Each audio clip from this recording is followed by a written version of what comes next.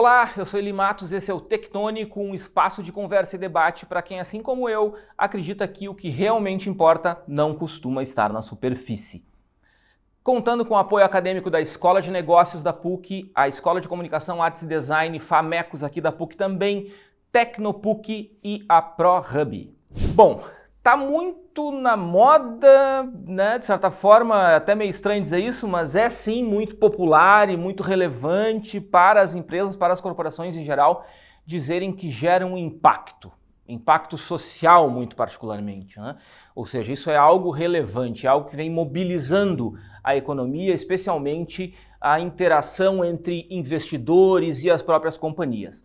Mas isso é algo que não é tão consensual, a gente tem uma série de discussões. Se a gente lembrar dos anos 70 para frente, a gente tinha muito bem estabelecido uma coisa que daria para chamar de capitalismo de acionistas, onde o que realmente importava numa companhia era o lucro que ela gerava para os seus acionistas e as consequências da ação da firma, ou seja, os resultados efetivos do trabalho da empresa, é que deveriam sim ser os resultados para a sociedade, portanto, mediados pelo Estado, enfim, de alguma outra maneira, o capitalismo de acionistas. Isso foi muito bem até ali, final dos anos 90, quando a gente tem uma virada e a gente passa a ter uma outra denominação muito mais consistente, chamada de capitalismo de stakeholders, ou seja, o que importa para a firma não é mais apenas o lucro para o acionista, mas é sim o impacto que ela gera em todas as pessoas, em todos os agentes que estão envolvidos naquele negócio. Então a gente está falando do investidor, do dono da empresa, dos funcionários, da comunidade onde ela atua e os consumidores do produto ou do serviço que ela fornece, ou seja, uma mudança de chave importante que aconteceu ali no iniciozinho dos anos 2000. Isso vem desde então, a gente está falando de algo um pouco mais de 20 anos, se aprofundando. A gente teve também lá no início dos anos 2000 um movimento ESG, onde o S dizia respeito ao social e falava, e fala ainda, né? Ainda existe esse movimento muito forte, ainda que tenha entrado em algumas ponderações, algumas discussões, mas o ESG ainda está aí, e o S é também de social, ou seja, a gente também tem ali uma presença muito forte do social. Negócio de impacto, portanto, é o tema do nosso episódio de hoje. A gente quer discutir um pouco essa ideia, o que afinal de contas é um negócio de impacto, se todo negócio tem impacto, se não tem, como é que funciona, por que ele não existe em alguns negócios, ou se é que ele não existe de fato. A gente tem algumas perguntas, uma série de perguntas, eu trouxe alguém que eu tenho certeza que vai nos ajudar a responder isso, é alguém que vive isso diariamente. Eu estou olhando aqui para não esquecer de dar nenhuma referência dele. Trabalha nesse tema há bastante tempo, já há mais de uma década, é sócio de uma plataforma que já intermediou 1,2 milhão de campanhas e mobilizou 13 milhões de brasileiros para doar. Cofundador da Failcom Brasil, uma das poucas vozes que pensa publicamente sobre o fracasso do empreendedor, e isso tem uma relação muito particular com negócios de impacto. E ele também é mentor aqui no Tecnopuc, um dos nossos apoiadores, Flávio Steffens, do Vaquinha. E aí, Flávio? Tudo bom, Eli? Tudo Obrigado bem? pelo convite. Hoje vamos falar então de um assunto que é extremamente relevante, né? Que são negócios de impacto, que é uma coisa que, infelizmente, muita empresa fala que faz, muita empresa fala que não faz, mas a gente pode dizer que no Vaquinha a gente consegue trabalhar fazer. O dia a dia, o nosso dia a dia. Deixa eu começar contigo com uma história. Eu estava um tempo atrás num congresso de economia e numa das mesas do congresso tinha um executivo de uma empresa nacional muito grande de prestação de serviços, tá? Uma empresa bem grande e que está presente em muitos lugares do Brasil. E o cara insistia muito em falar, a gente estava, imagina, num congresso de economia, na plateia dele era só economistas. A gente estava falando lá sobre um estudo que eles tinham feito, relacionando lá alguns resultados nas comunidades que eles atuam e tal, mas a empresa é uma empresa que não tem nada a ver com ação em comunidade, é uma empresa que presta um serviço tradicional, normal. Eu não estou falando qual é o serviço porque, né, para manter a idoneidade do exemplo. E eu me lembro que eu comecei a ficar um pouco incomodado, porque ele começou a usar muito um discurso assim, não, porque o nosso objetivo é tornar a comunidade melhor, não, porque o nosso objetivo é fazer o quê? E eu fiquei pensando, não, cara, teu objetivo é o lucro.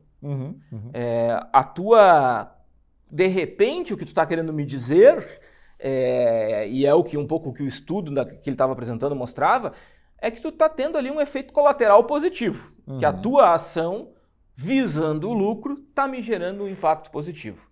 Eu queria te perguntar como é que tu enxerga isso e como é que tu vê o Vaquinha nisso também. Eu acho que assim, tem várias coisas que a gente tem que pensar, né? Primeiro que, como tu falou, né? A gente tem muitas empresas que elas passaram por todas as transformações, né? Então, stakeholders de capitalismo, como tu mencionou, e muitas delas se adaptaram, né? O modelo ESG, ele veio, né? Então ele criou uma série de normas, né? Eu acho que a grande questão do ESG, eu acho que ele trouxe a governança, acho que foi um grande diferencial, né? Que é o G, exatamente. E o que a gente nota, assim, pelas empresas, né? O Vaquinha hoje, depois a gente vai entrar um pouco mais no assunto, mas a gente tem o Instituto Vaquinha também, que a gente busca patrocínio de empresas também para criar os nossos projetos. E uma das coisas que me chamou muita atenção, assim, é a dificuldade que a gente tem de conseguir conversar com muitas das empresas, né? Então, a gente nota que elas se botam, né, como empresas de impacto, mas quando tu se aproxima, ou nós, ou outras empresas também, outras entidades, para tentar buscar um apoio financeiro, às vezes mínimo, já é uma conversa que tu não consegue falar, tu não consegue chegar na pessoa certa, porque agora não é a nossa política, agora a gente está vindo para essa outra linha. Então, vira uma estrutura um pouco difícil assim, de competir, né? E, de novo, a gente está falando de muitas entidades, de organizações, sejam ONGs, sejam institutos, enfim, que trabalham numa linha de projetos, né? E tu tem que se adequar, muitas vezes, não o teu projeto, mas se adequar ao que aquela empresa quer para tu ganhar ali 10 mil reais, 20 mil reais. Então, acaba sendo uma relação ainda um pouco difícil, a gente nota muito isso. E o Vaquinha, na verdade, ele tem naturalmente, né? Ele naturalmente anda nessa linha do impacto, né? Eu lembro que uma vez eu estava conversando com uma professora aqui da PUC, eu até tinha aprendido essa coisa, que ela falou a diferença entre negócios de impacto e com impacto, né? Ela disse, não, vocês não, às vezes podem se encaixar muito com impacto, porque o trabalho de vocês é ganhar dinheiro, mas vocês causam impacto. Tem todo um termo por cima disso, até. Sim. E uma das coisas que eu mais gosto, assim, uma definição que eu gosto muito quando a gente fala do Vaquinha especificamente, ou outras empresas que eu conheci também, que eu pude participar em relação a isso, é que a gente orbita o mercado 2,5, que é exatamente o meio termo entre o segundo setor, que seriam as indústrias, e o terceiro setor, que seriam as ONGs. Então, assim, a ONG é focada em, né, não gerar lucro e tudo mais, a empresa gera lucro, então a gente é exatamente o meio. A gente gera lucro e se preocupa com o impacto, né? Então a gente consegue fazer exatamente isso, porque a gente ganha dinheiro com uma fração daquele dinheiro que é feito de doações, né, para as vaquinhas. É tudo muito explícito, né? As pessoas criam vaquinhas sabendo disso.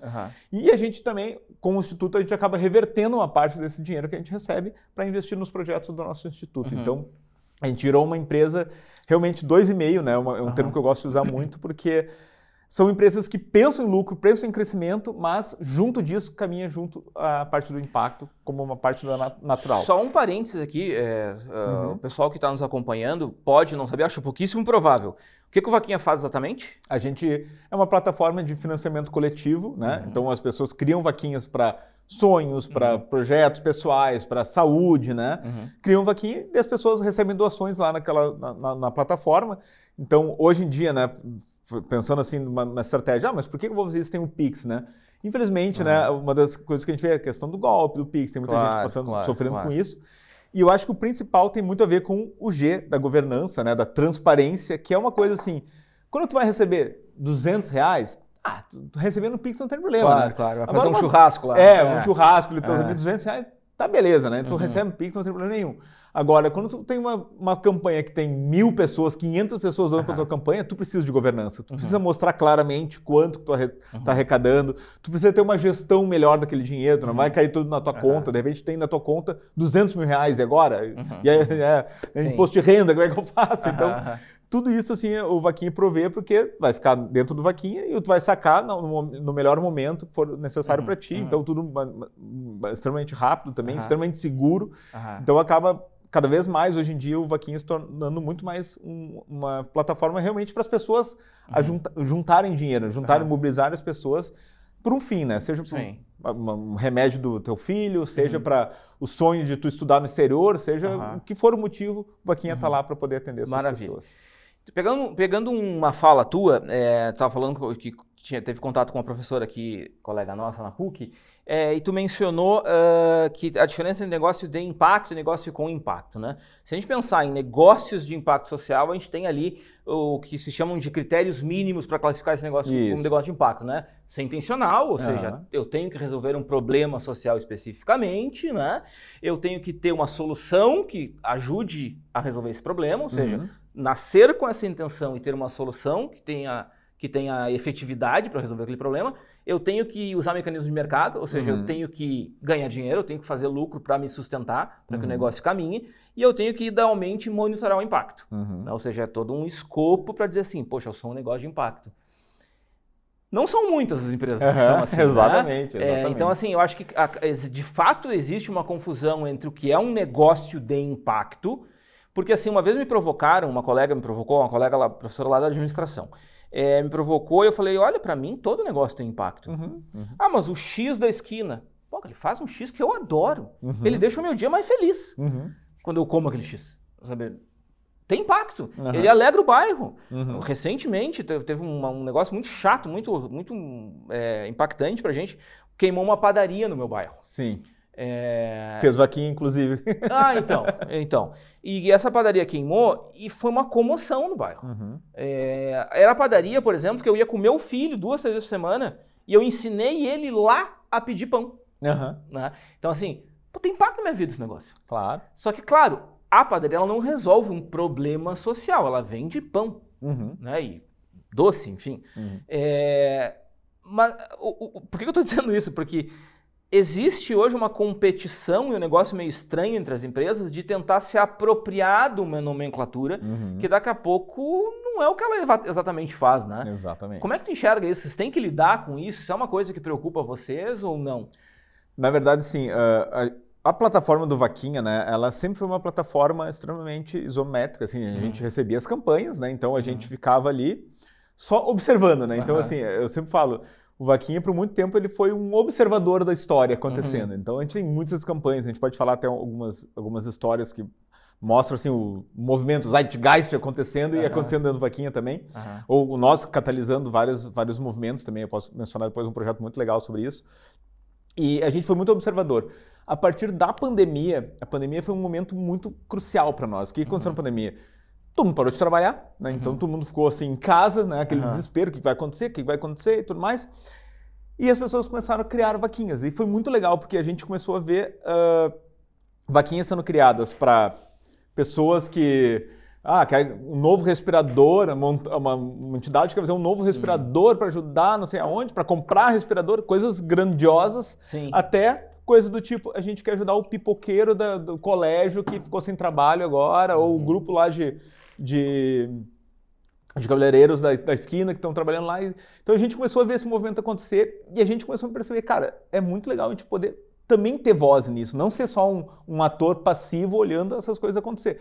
O embrião do Instituto Vaquinha aconteceu na pandemia, né? Então a gente começou a pensar, cara, a gente tem que ter esse movimento.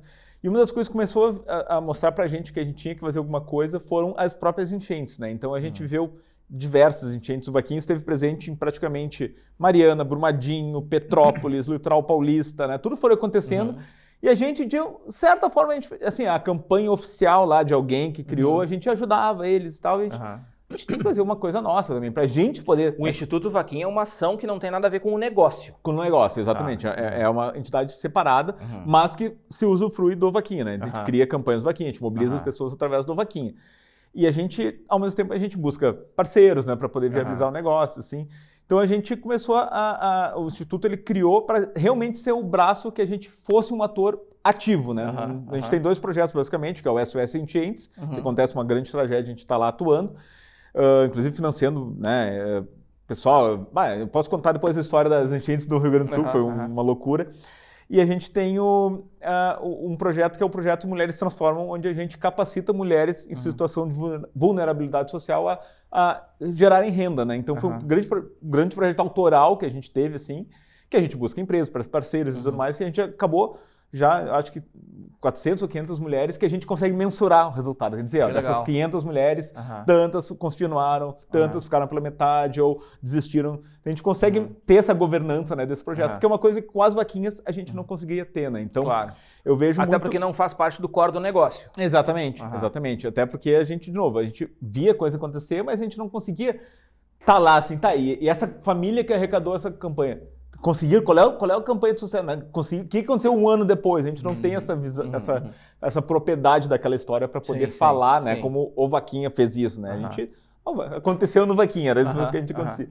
E o Instituto não, ele nos permite a gente realmente ter propriedade para vir aqui e falar, não, nas enchentes a gente fez isso, na Mulheres Transformadas a gente fez isso. Então eu noto assim que muitas empresas acabam atuando nessa linha muito como um ator passivo mesmo, né? De, vamos, aconteceu a enchente, vamos doar ali 5 mil reais ali, né? Vamos fazer tal coisa. E poucas querem realmente fazer parte, né? Ser parte do movimento e fazer uma campanha lá interna para arrecadar, ou não arrecadar, mas sei lá, para ir lá, voluntariado, fazer esse tipo de coisa. Então, a gente vê muitos projetos que são criados para justamente colar nas empresas, né? Então, em Porto Alegre tem o Arquitetos Voluntários, tem outros projetos que são exatamente nessa linha, assim, que eles vão nas empresas e falam, a gente quer reconstruir uma escola. Vocês querem botar os funcionários de vocês para ter essa experiência de construir uma escola? Ah, legal, então fizemos o nosso impacto social, né? Então, tem um outro negócio que é justamente esse, tu colar nas empresas e trazer as empresas para o social meio que forçado, né? Cara, vocês não fazem nada, então vem aqui faz que a gente faz alguma coisa, né? Mas é engraçado porque tem um movimento de social washing, de impact washing, que é se apropriar de uma narrativa que não condiz com a tua prática, tá? de negócio, com a tua prática corporativa, né? É como eu estava falando, né? Sei lá, pega a fábrica de desodorante, de perfume. Tu faz perfume, tu faz desodorante. O meu impacto é deixar as pessoas cheirosas. Certo, né? Claro. Naquela minha visão que eu falei agora há pouco, né? De tipo, isso é uma coisa que a sociedade quer. Todo mundo quer usar desodorante, todo mundo quer usar perfume, todo mundo quer usar shampoo. Legal. Mas isso não é um impacto, isso é uma função da empresa. Ela, enquanto pensando nesse capitalismo de stakeholder, ou seja, ela tem que ser ética na sua relação com os trabalhadores, ética na relação com a comunidade, não usar produto proibido, se submeter a Anvisa, sei lá, cumprir todas as normas, seja lá de quem for. Isso gera um S do ESG defensável. Não, eu faço o que eu tenho que fazer. Agora, tu transformar isso numa narrativa de que é uma indústria diferenciada, é que me parece que contamina um pouco esse meio do negócio de impacto, né? Não, com certeza. E a gente vê muito isso acontecer, né? De projetos são criados, assim, tu sabe que, cara, não vai dar... O pessoal nem sabe o que fazer, né? Então a gente às vezes recebe... Já aconteceu algumas vezes de empresas virem falar com a gente, assim, a gente quer fazer um projeto e não vai dar, esse teu projeto não vai dar muito certo, não tem muita razão de existir. Uma das coisas que o pessoal mais quer, assim, pensando na nossa plataforma, né? Que o pessoal fala é criar o modelo de match funding, né? O match funding basicamente é assim, para cada doação que o público der, a gente coloca mais R$1 ou mais R$2. Que é um movimento muito legal, mas aí a empresa já quer botar 50 mil reais na campanha. Não, já boto 50 mil, já dou um start ali. Só daí não mobiliza ninguém, porque daí não tem... já tem volume. A empresa botou 50, vai botar tanto. A gente vê muito esse social washing, que a gente fala, né? O greenwashing, enfim. Isso muito acontecer. E eu acho muito complicado isso, porque realmente... É exatamente isso, as empresas não agregam valor, né? Elas só querem dizer que elas estão fazendo, né? Isso a gente fala muito em grandes enchentes, né? Que é o famoso influenciador, né? Que vai lá, tira uma foto entregando um fardo de água. Que, aliás, é um bando de polêmica, né? Exatamente, né? Os turistas, né? Vão lá olhar o que está acontecendo para filmar e vão embora e tá...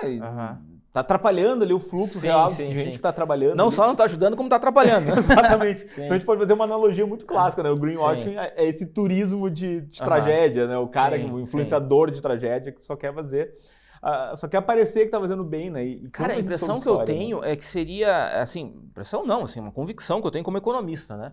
É muito melhor tu te reconhecer como uma corporação que não é por natureza de impacto social, mas ser responsável. Claro. Né? Fazer o teu produto bem feito, entregar para a sociedade algo bom, algo com preço justo, algo bem entregue, respeitando a legislação estabelecida no país que tu está atuando, do que tu vender um negócio que não é, que vira um marketing que te prejudica. Exatamente. Que prejudica o negócio que é de impacto. Exatamente. Porque ele está dividindo a fama com alguém que não faz aquilo, né? Exatamente. Ou seja, tu contamina todo o sistema, né? Não, exatamente. A gente vê muito disso acontecer. E como falei, assim, a gente às vezes vem com um projeto muito legal, busca parceiros, né? cara, a coisa não acontece porque, sabe, não, é que não tá mais no nosso mar, não, é que tem que tomar uma decisão e tal. E a gente vê muitos projetos que são mal feitos, assim, eu pego muitas enchentes, né, que a gente viu muita coisa errada acontecendo, assim, né, e a gente vê o próprio movimento das pessoas também, né, de, sei lá, por exemplo, vamos fazer doação, das empresas patrocinam, vamos fazer uma grande doação de roupas, e, cara, não param para pensar o lixo que isso vai gerar, né, o impacto que vai ter, né, pegando o caso do desodorante. Pô, tu quer fazer um trabalho legal mesmo, então pensa assim, o cara vai usar o desodorante, o que vai ser feito com aquele negócio? Com a embalagem. Vamos fazer um trabalho em cima daquilo, né? Eu dei o exemplo das enchentes porque a gente ajudou um projeto que foi muito legal, foi um projeto que fez um trabalho para justamente pegar esse lixo, né, que era o tecido, né, das roupas, e gerar um material reciclável, gerar vários produtos legais, assim, que a gente comprou até para distribuir os parceiros e tudo mais. Então, assim, tu pensar na cadeia, né? Eu acho que esse... Que a operação do negócio tem o impacto na sua essência. Né? Exatamente. E não assim, vamos pegar o exemplo da desodorante, que é o exemplo mais extremo que a gente pode pensar, né? O que eles podem fazer além disso, assim, que realmente gere impacto? Vamos ajudar o projeto, vamos ajudar os ribeirinhos lá. Tá, mas não vai ser da tua natureza fazer isso, não é do teu negócio. E no primeiro momento que vai faltar dinheiro, vai ser o primeiro projeto que vai ser cortado, né? Então, isso que eu acho que é diferenciar a filantropia corporativa, que é muito bem-vinda, que é ótima, mas de se chamar um negócio de impacto. Exatamente. São coisas muito diferentes. Exatamente. Né? E aí tem uma outra coisa que eu queria explorar contigo, que é a chamada mission drifting, né? O cara começa como negócio de impacto e a vida vai, né? A vida vai acontecendo, né? Esse cara começa eventualmente a ter uma estrutura mais bem estruturada, começa a ganhar dinheiro, começam a chegar investidores e com decisões marginais que vão acontecendo, esse cara vai aos poucos, não de maneira, né, brutal e rápida, mas aos poucos se afastando da missão e se aproximando mais dos indicadores de desempenho, de performance, penalizando a missão do negócio que foi o que deu origem à empresa. Isso é uma coisa que a gente já viu acontecendo, tem um exemplo emblemático do Ben & Jerry's lá, que aconteceu um pouco isso, porque foi vendida, mas tinha uma cláusula contratual, que não podia, que tinha que ter um monte de pessoas representativas da sociedade no conselho, eles questionaram, foi uma confusão danada, né? Que foi isso, né? É a própria mission drift total, né? Os caras fizeram fama como um negócio específico e depois o negócio foi levado para outro lado.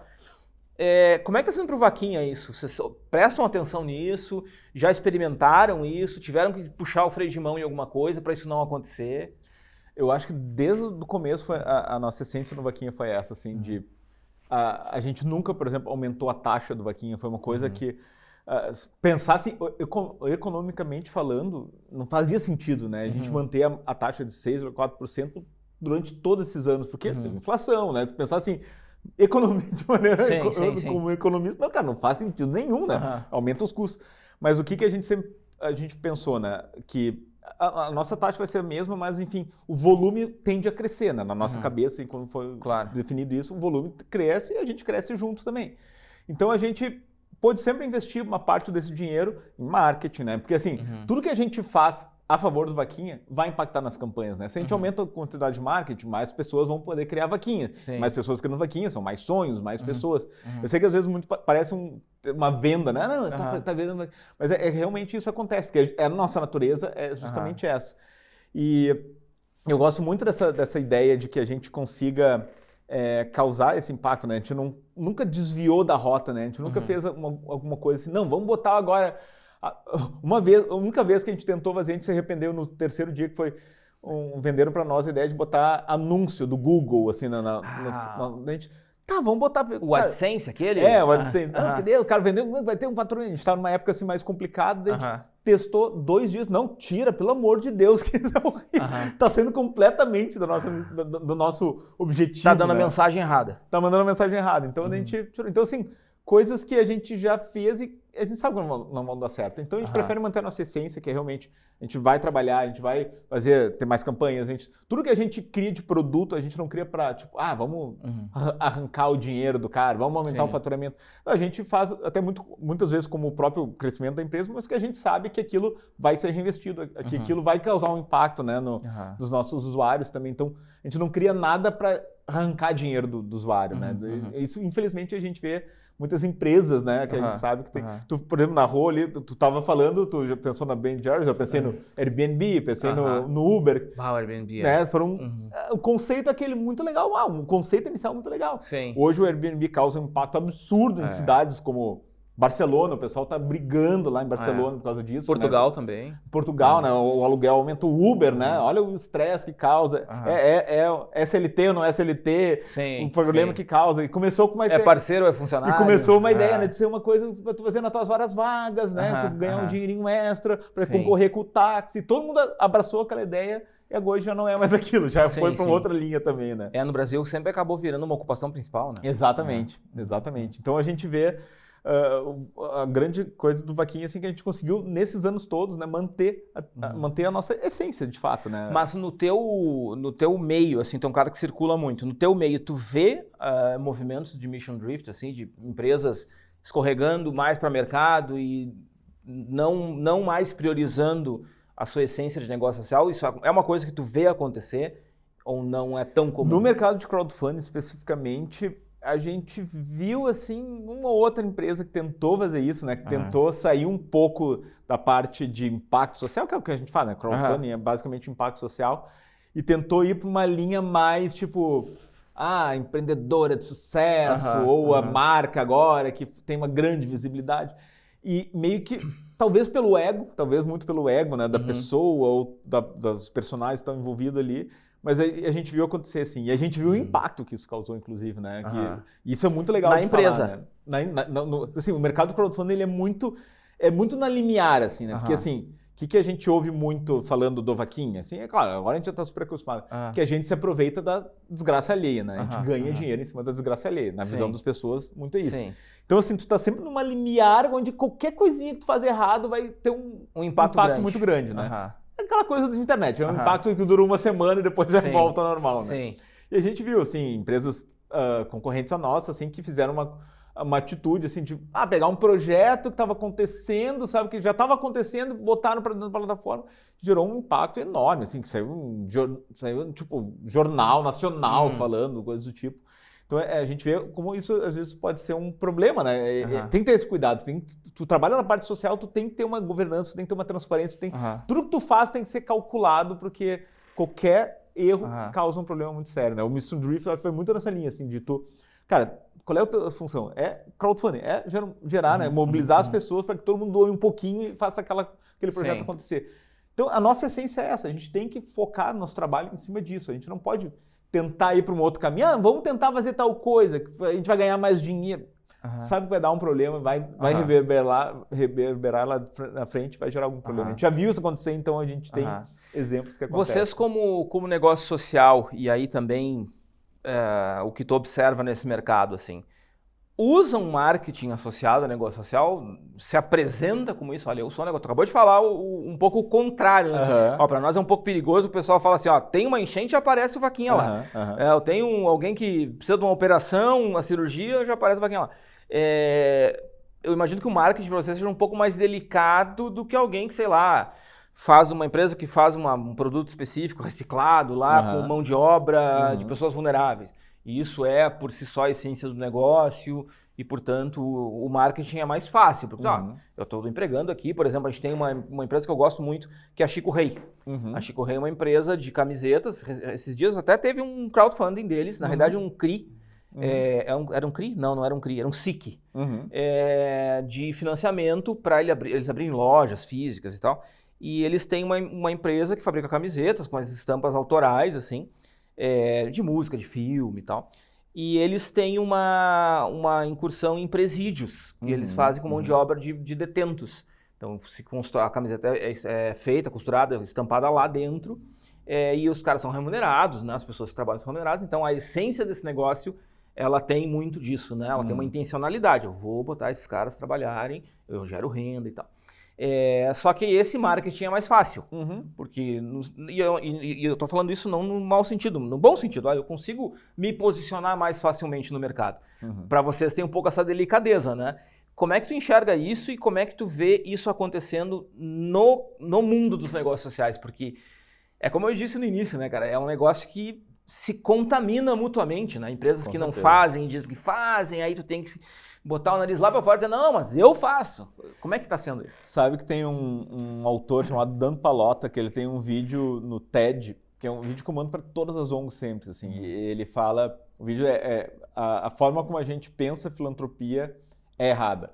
E o vídeo é muito legal porque ele fala justamente dessa dificuldade que as ONGs têm em fazer marketing. Porque na cabeça delas, né, na cabeça das pessoas, até não só da ONG, mas na cabeça das pessoas se eu doar R$1 para aquela ONG, eu quero que aquele R$1 vá para aquela mulher que está precisando de ajuda, para aquela criança precisando de ajuda. Ela não quer saber que vai 50 centavos, quantos centavos vai ser para pagar os custos. Ninguém quer saber dos custos da ONG, quer só... A ONG tem que operar, exatamente, né? E ele fala muito sobre isso, assim, do quanto ele briga, né, no projeto dele para falar a importância que as ONGs têm que ter com marketing, de se vender. Porque elas têm que falar assim, se eu pegar desses R$10 que vão doar, se eu pegar R$5 e investir em marketing, eu talvez consiga multiplicar esses R$5 para 10, 20, R$50. E aí eu vou ter mais impacto naquela pessoa e mais impacto também para a empresa, para a gente poder crescer, se estruturar, né, aumentar os atendimentos e tudo mais.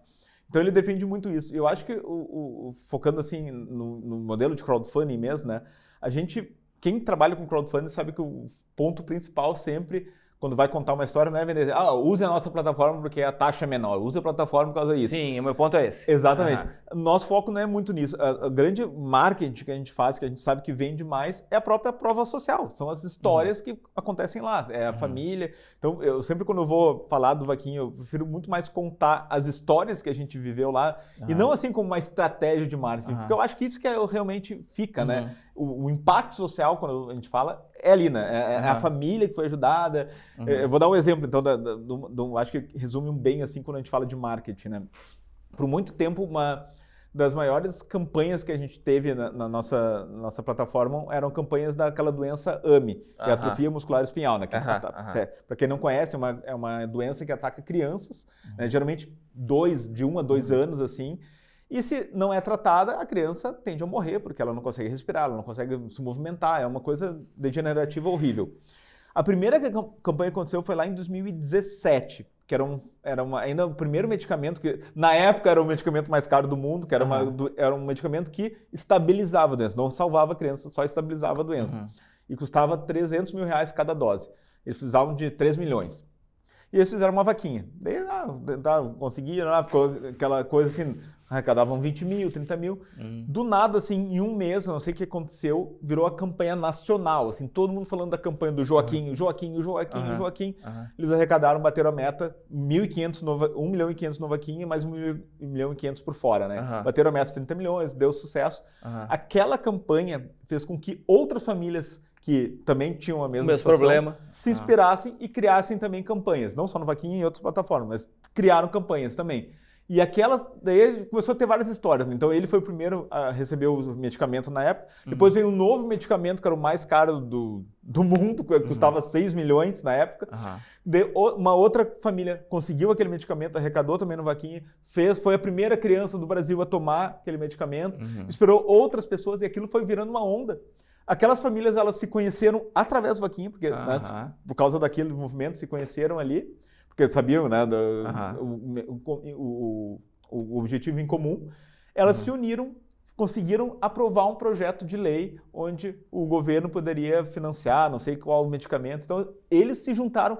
Então, assim, eu sempre digo que, de certa forma, o Vaquinha foi meio que a semente daquele movimento. Teve repercussões mais profundas. Teve repercussões que afetou famílias até que não abriam campanhas, né? Famílias até mais carentes que podiam solicitar aquele medicamento para o SUS e tudo mais. Então, assim, esse é um grande caso que eu sempre falo, que é muito marcante, porque ele foi uma campanha que surgiu lá, que inspirou outras famílias que começaram a se conhecer, que se juntaram, fizeram um projeto de lei, conseguiram aprovar aquele projeto. Então, assim, uma coisa que se formou lá, né? Lá atrás, com uma família que teve, vou criar uma campanha para mobilizar e tudo mais, e deu certo, né? Então, sim. É muito legal a gente ver esse movimento acontecendo, né? E esse impacto. Então, assim, eu gosto muito mais de contar essas histórias, né, do que falar a nossa plataforma ela é melhor por causa disso, ou a plataforma X é melhor por causa daquilo. Eu acho que o que conta realmente são essas histórias, né? E eu acho que o crowdfunding como um todo, ele é um movimento muito legal porque ele é extremamente democrático para as pessoas, né? Então, assim, de novo, a gente não tem só história de saúde. A maioria são histórias de saúde porque Sim. elas têm uma urgência, né? Então tem um porquê dela existir. Ah, se meu filho não tomar essa medicação até tal dia, ele pode morrer e tudo mais. Mas assim, a gente vê histórias de pessoas de baixa renda que ganharam uma bolsa de estudos em Harvard e precisam do dinheiro para poder fazer. E conseguem, porque o pessoal se mobiliza e quer. Que aquela história se vire um grande case e tudo mais. Ou o grupo do colégio lá que ganhou uma bolsa para jogar futebol, não sei aonde, no campeonato tal. Não precisa pagar passagem. E conseguiam se mobilizar. Então, assim, e essas são campanhas de 10 mil, 15 mil reais, mas tu vê assim, que são histórias muito legais, né? Que às vezes meio que anônimas, porque a gente não vai saber, né? No caso da padaria lá que tu comentou, né? Fez a vaquinha. Pouca gente sabe que elas fizeram a vaquinha, né? Mas, eu não sabia. Pois é, e assim, eles fizeram a vaquinha, eles usaram outras formas também para arrecadar, mas isso foi muito legal, que são coisas que acontecem, né? Dentro da plataforma, e são histórias que a gente gosta de contar, assim, porque realmente o impacto está ali, né? O impacto que a gente vê tangível está ali, de fato. E o vaquinha, como negócio, tu acha que é um bom negócio? Deu certo? Tá dando certo? É um negócio que tu olha e diz assim, tá super. Eu sou super suspeito para falar, né? Porque eu trabalho... Pensa assim, ó, pensa no teu balancete, no teu DRE e me responde assim, não, vai bem.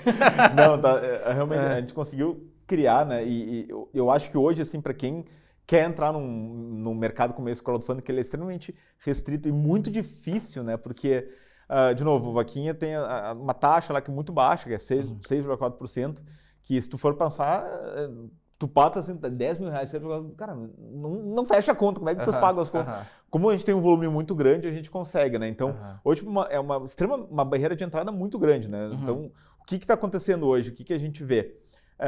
Essas derivações que acontecem. Então, assim, tem influenciadores que viraram influenciadores fazendo bem. Então, o que eles fazem? Eles usam a audiência que eles criam para fazer o bem para algumas pessoas, algumas famílias e tudo mais, e cobram tipo 10, 15% do valor que é arrecadado. Então elas usam influência, fazem meio que dividem o risco, né, da pessoa e fazem isso. Tem gente que ganha dinheiro fazendo isso. Tem projetos que trabalham exatamente com projetos para empresas. Então vão lá, fazem um match funding, aproximam, sei lá, um Itaú de um projeto social, criam um match funding, um projeto em cima disso. Alguém que está no bastidor ali. Exatamente. Então a gente vê assim que o modelo crowdfunding hoje ele tem diversas formas, né? Se a gente for pegar o crowdfunding, pode existir para financiar uma empresa, financiar um produto, né? Isso nos Estados Unidos é muito comum, que é o modelo do crowdfunding para financiar produto, né? Então, em vez de tu ir lá e pegar o projeto dessa nova caneca tecnológica que vai ter, tu vai lá e cria um crowdfunding para fazer uma pré-venda daquele projeto, então as pessoas vão estar financiando aquele projeto, se der certo todo mundo ganha, se der errado todo mundo recebe o dinheiro de volta, vira um projeto muito legal, né? E a gente vê lá fora, isso hoje no Brasil não é tão comum, no Brasil é mais comum assim para livro, filmes, uma coisa mais cultural, mas lá fora para tecnologia é direto, assim, o pessoal cria tablets novos, cria um novo smartwatch novo e tudo mais, né? Tecnologia mesmo, assim, de ponta, criada através do crowdfunding. Então é muito legal, assim, tu ver que é um movimento que a gente fala muito no Brasil, muito associado a uma coisa mais, né, tipo saúde, né? Uma coisa mais, assim, social. Mas lá fora vai para uma outra linha, né? Vai para uma linha muito maior, inclusive, né? Muito legal. Mais mercadológica, com uma lógica mais mercadológica. Exatamente. Tinha um outro projeto que eu gostava muito, que tinha um impacto social muito legal também, que era, eu acho que até eles nunca mais ouvi eles, né? Que eles pegavam, não sei como é que eles tinham acesso a pegar, tipo, grandes artistas, né? Então, Matt Damon, Ben Affleck, Lady Gaga, Schwarzenegger, e eles vendiam uma experiência única com aquela pessoa. Então, assim, digamos, tome um café da manhã com a Lady Gaga no hotel tal, com tudo pago, tu vai ter uma manhã inteira com ela e tudo mais. E tu concorria como se fosse uma rifa, tu concorria aquilo lá e a tua compra de rifa era uma doação que tu estava dando para a entidade que a Lady Gaga dizia. Então, assim... Então, a Lady Gaga não cobrava nada. Não cobrava nada. E aí ela mobilizava o dinheiro. Então, assim, era uma pessoa, né? Era muito difícil tu ganhar, quase uma mega sena, assim, que tu vai ganhar sozinho, basicamente, uma dificuldade muito grande.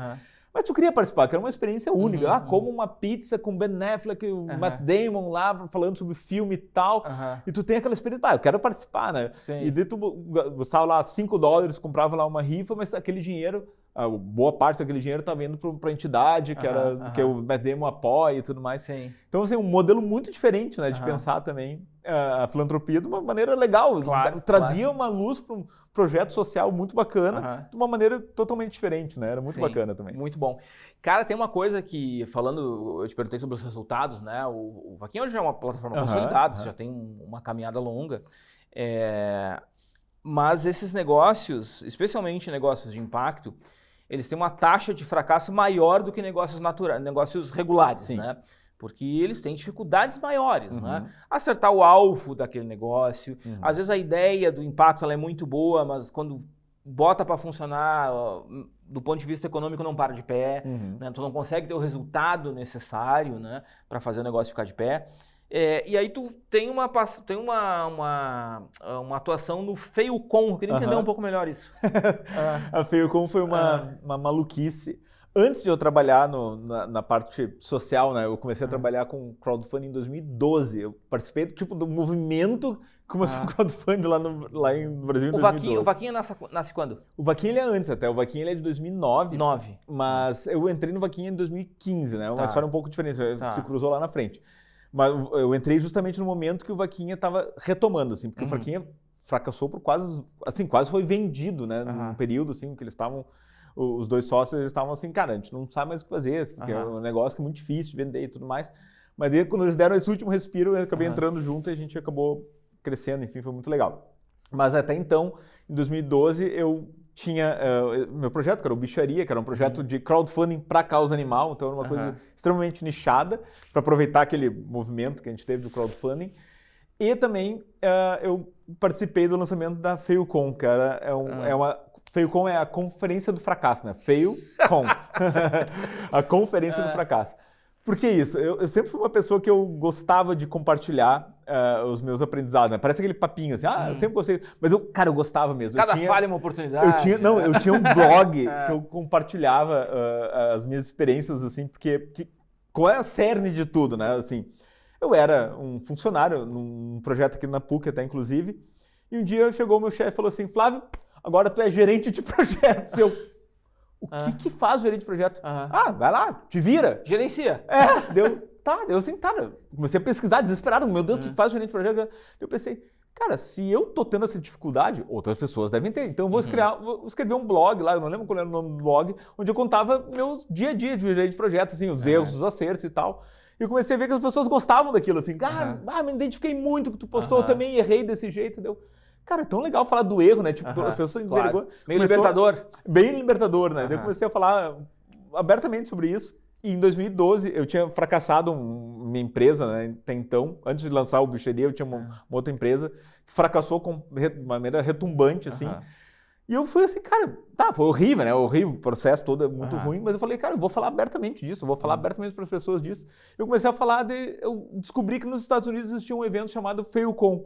Eu falei com um amigo meu, o Rafael Chanin, aqui do Tecnopuc também, eu falei, cara, vamos trazer esse evento pro Brasil, cara, mas é FEIUCOM Brasil, porque a gente fala de fracasso, ele também tinha fracassado, vamos falar, tem um lugar pra gente falar sobre isso. E a gente conseguiu convencer a mulher lá, que era de verdade, né? Que a gente queria trazer o evento pra cá. E a gente fez a primeira edição com 8 pessoas, né? Que teoricamente eram 8 pessoas para falar dos seus fracassos. Dos seus fracassos, como é que quebraram. Desses 8, 4 falaram de fracassos, 4 falaram de coisas que não tinham nada a ver, assim. Falaram de coisas que eu errei. Eu perdi uma reunião uma vez que era muito importante. Não é isso. Como é que tu quebrou tua empresa? Como é que tu perdeu? Peguei um financiamento que a gente acha muito cara. Que eu queria fazer um projeto e deu tudo errado. A gente quer fazer isso, porque eu sempre acredito, a teoria muito fala sobre, quando fala de fracasso, é muito disso, né? O fracasso ele é a forma que a gente aprende justamente os atalhos, né? Porque assim, geralmente o erro ele é replicável, né? Então se eu cometi um erro fazendo tal coisa, é muito provável se eu seguir aquele mesmo caminho, aquela mesma vai coisa, dar errado. Claro. Então assim, sabendo que tu seguiu aquele caminho e deu errado, então é muito mais fácil eu aprender outra forma, tu não tá pegando o caminho do sucesso, tu tá aprendendo um outro caminho que não aquele que deu errado. Então tu vai tentar outra coisa, é uma experimentação que vai tentar de outra forma. E aí a gente sempre começou a falar sobre isso, a FEIUCOM deu muito certo. A gente acabou, eu e o Rafael Chanin, a gente acabou virando especialistas em fracasso, né? Tipo, de dar e na Globo News falar, sabe? Nesse nível. Foi uma coisa bizarra, assim, de jornal, Veja, Zero Hora, Jornal do Comércio, Estadão vir falar com a gente, assim. falava de fracasso, tava lá Flávio, Chanin falando. Tinha gente querendo fracassar para poder ir lá. Exatamente. Então foi um projeto muito engraçado, assim, que a gente se meteu, mas que eu gosto muito, até hoje eu falo de fracasso abertamente, tem uma palestra que eu falo sobre fracasso, inclusive, que é justamente isso, assim, as pessoas se identificam, porque todo mundo fracassa, todo mundo erra, né? E vamos lá, impacto social, todo mundo erra também. Só que todo mundo tem vergonha de falar, não, absurdo, imagina eu errar. É isso que a gente mais escutava.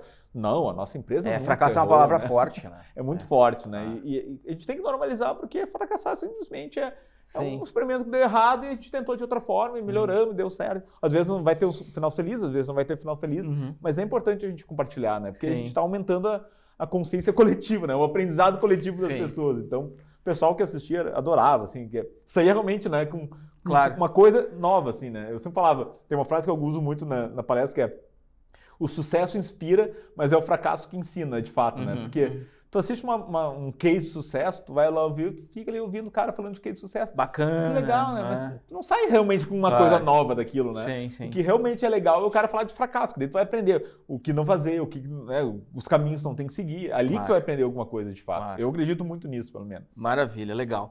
Cara, nosso tempo tá chegando ao fim, eu queria te pedir, esse programa aqui fala muito de futuro. Tá. Né? Assim, pensar em coisas, em desafios na profundidade adequada para também olhar para frente, né? Então eu queria te propor assim um último raciocínio, como é que tu enxerga esse mundo de negócio de impacto social no futuro? Assim, tu acha que, especialmente no mundo de hoje, mais fragmentado, mais tecnológico, inteligência artificial movimentando muito do mercado de trabalho, muita coisa diferente, movimentando as bases da economia, as estruturas mais profundas da economia.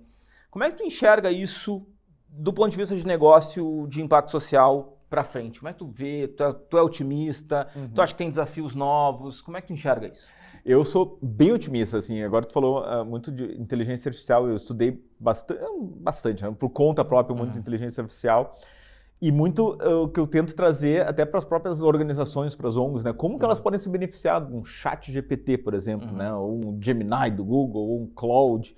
Como é que elas podem, de fato, né, usar isso a favor delas, assim? Então, eu costumo falar muito, assim, que cara, a essência mesmo, né? O conhecimento sempre vai ser teu, mas aquilo ali é uma forma de tu organizar tuas ideias, uma forma de tu ampliar, né, o teu conhecimento até de, vou pegar referências lá de fora, eu quero fazer um evento de impacto social, tal coisa. Como é que eu posso usar isso? Eu acho que as tecnologias elas vão ajudar cada vez mais, né? Na questão de segurança, na questão de transparência também, né? Isso vai ser muito legal também, a gente vai poder ter muito mais transparência do que a gente está fazendo, né? De geração de conteúdo, principalmente quando a gente fala de marketing, né? Eu acho que isso vai ter um impacto muito grande e o que é importante é que as entidades, principalmente as ONGs, né? As organizações, elas tenham em vista que elas não podem ficar para trás em relação a isso, não podem achar que é coisa de outro mundo, não, isso não é para mim, né? Eu agora estava fazendo um workshop para uma série de ONGs, né? Falando sobre especialmente crowdfunding, assim, mas que é como uma nova forma delas arrecadarem. Muitas delas trabalham com editais, né, uma coisa mais engessada, e o crowdfunding permite que elas possam criar o projeto delas. Né? Então, eu estava falando assim, quais são as dificuldades, o que são os gaps, né, que vocês têm aí para vocês?